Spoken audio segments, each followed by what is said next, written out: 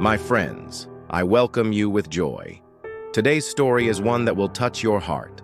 It is a story of pride, of love, and of how destiny can turn things around.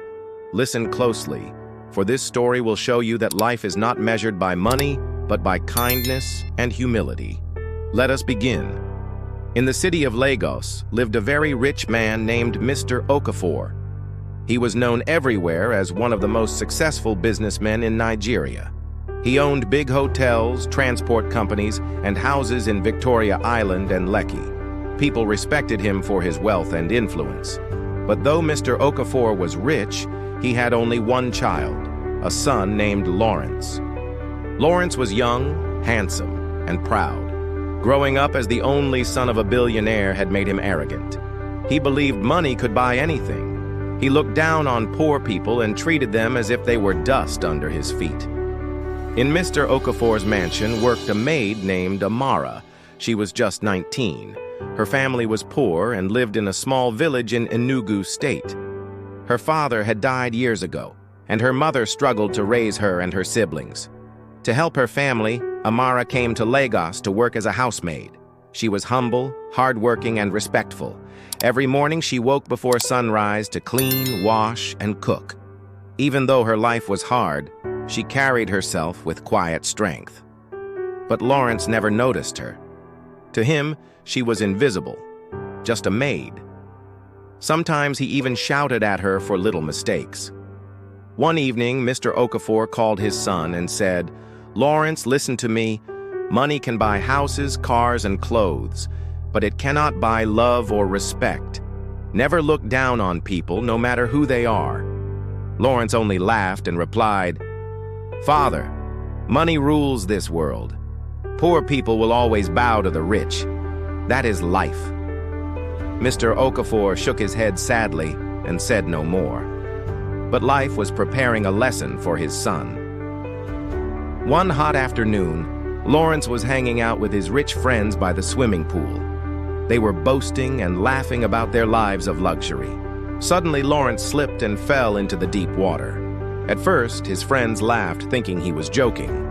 But when they saw him struggling, they panicked. None of them could swim well. The guards were far away. Lawrence shouted for help, but no one came. He was drowning. The only person who heard him was Amara. She was washing clothes in the backyard when she noticed his cries. Without wasting a second, she ran, dived into the pool, and with all her strength pulled Lawrence out. She pressed his chest until he coughed out the water. She saved his life. For the first time in his life, Lawrence truly looked at her. The maid he had ignored, shouted at, and looked down on was the one who risked her life for him. That night, Lawrence could not sleep. He kept thinking of Amara's courage. Something began to change in his heart. He started talking to her. At first, it was only "thank you." But soon, he asked about her life and family. Amara told him about her struggles, her mother, and her younger siblings. Her words touched him deeply. Day by day, Lawrence began to see her differently. She was poor, but her heart was rich. She was a maid, but her spirit was royal. Slowly, love grew inside him. But love is never easy. When Lawrence's friends discovered his feelings for Amara, they mocked him. "How can a billionaire's son fall in love with a maid? Are you mad? What will people say?" Even his mother, Mrs. Okafor, was furious. She shouted at him, "Lawrence, you will disgrace this family. With all the rich daughters in this city, you want to marry a maid? Never, over my dead body." Amara cried when she heard this. She told Lawrence, "Maybe your mother is right. I am only a maid. I don't deserve you." But Lawrence held her hands and said, "No, Amara, you are worth more than gold. You saved my life when money failed me. You opened my eyes when pride blinded me. I will not leave you. I will fight for us." The house became filled with quarrels. His mother opposed their love. His friends laughed at him. Society whispered behind his back. But Lawrence refused to give up. He stood by Amara with courage. One evening, Mr. Okafor called his wife and son together.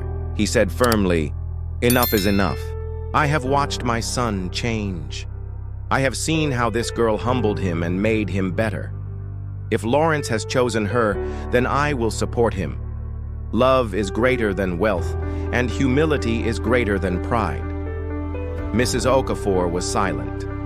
At first, her heart was hard, but over time she saw Amara's goodness. Amara respected her, greeted her politely, and cared for her even when she rejected her. Slowly, her heart softened. At last, Lawrence and Amara married.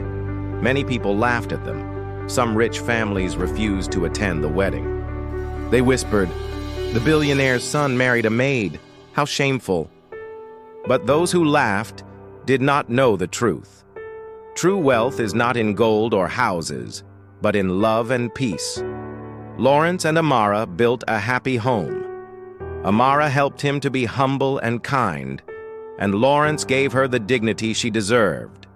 And so, the maid who was once ignored became the queen of the mansion, not because of money, but because of the strength of her heart. Moral of the story: never look down on anyone, no matter how low they seem. The poor person you despise today may be the one who saves your life tomorrow. Money can buy riches, but only love and humility bring true happiness.